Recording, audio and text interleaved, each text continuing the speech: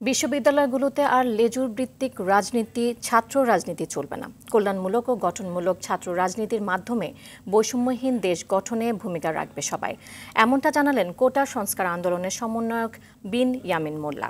ঢাকা বিশ্ববিদ্যালয়ে হল খুলে দেয় সাধারণ ছাত্রদের ক্যাম্পাসে ফেরার আহ্বান জানিয়ে দ্রুততম সময়ে শিক্ষা কার্যক্রম চালুর দাবি জানান তিনি।